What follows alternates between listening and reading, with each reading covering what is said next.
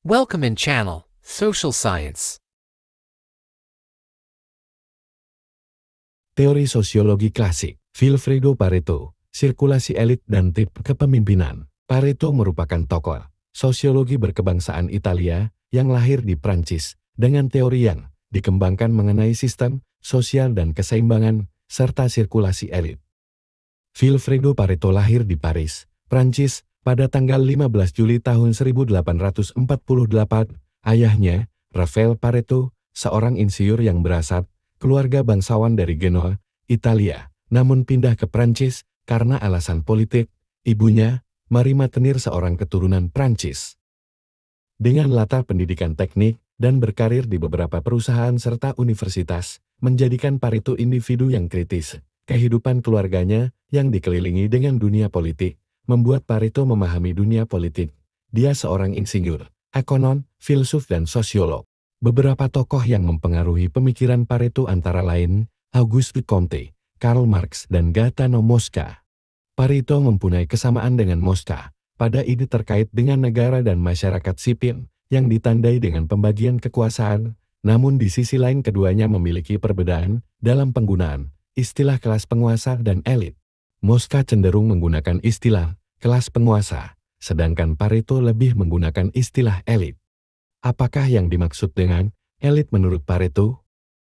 Menurut Pareto, golongan elit adalah individu atau kelompok yang mempunyai kemampuan dan kecakapan yang lebih dibandingkan yang lainnya, serta mempunyai pengaruh dan peran yang dominan dalam mengatur golongan atau kelompok, termasuk dalam sebuah negara.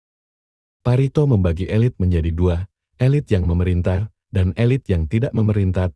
Elit yang memerintah merupakan elit yang mengatur masyarakat dalam kegiatan pemerintahan. Oleh karena itu definisi elit yang memerintah ini tergantung dengan definisi pemerintah pada masyarakat tersebut.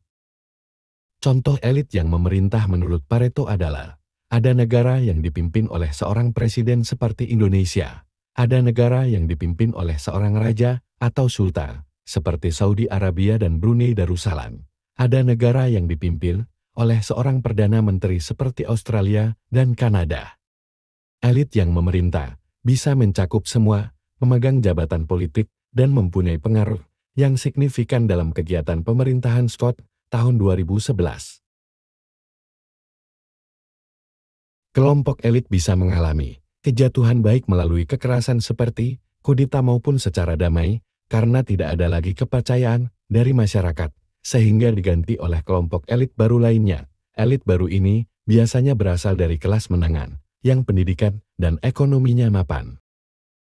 Dalam proses sirkulasi elit, kelas menengah merupakan kelas yang diperhitungkan. Munculnya kelas menengah di masyarakat, kuatnya pengaruh dan peran mereka di tengah masyarakat merupakan sinyal bagi kelompok elit bahwa kelas menengah mempunyai kekuatan yang sewaktu-waktu bisa menggantikan. Bagi Pareto, adanya sirkulasi elit ini menunjukkan bahwa sejarah adalah kuburan para elit atau bangsawan Scott tahun 2011. Pola sirkulasi elit ini bersifat seperti siklus. Elit kemudian menjadi non-elit tanpa kekuasaan, namun dia tetap mempunyai jejaring yang bisa menjadikan dia kelas menengah. Menurut Pareto, tipe kepemimpinan elit ada dua, yaitu Foxes-Rhubarb dan Lyons-Singer. Tipe Foxes mendapatkan kekuasaan dengan cara melakukan persuasi atau melakukan hegemoni untuk mengelabui rakyat atau masanya agar mendukung apa yang diinginkan oleh kelompok elit ini. Seperti dalam sebuah kampanye, maka seringkali elit menggunakan bahasa yang seolah-olah berpihak pada rakyat seperti, kami siap berjuang dan mengabdi demi kepentingan rakyat. Pembangunan yang dilakukan untuk meningkatkan kesejahteraan rakyat, padahal bahasa itu hanya digunakan untuk meraih suara.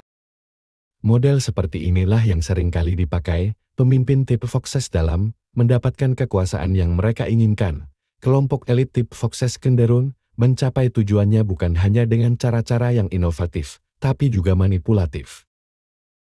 Sedangkan tipe Lyons sangat berbeda dengan tipe Foxes. Pemimpin dengan tipe Lyons dalam meraih dan melanggengkan kekuasaannya cenderung menggunakan kekuatan fisik dan melakukan dominasi. Tipe Lyons mempunyai beberapa karakteristik antara lain, cenderung mengandalkan kekuatan militer dan melakukan penaklukan secara fisik, serta tidak mendorong inovasi dan pertumbuhan ekonomi.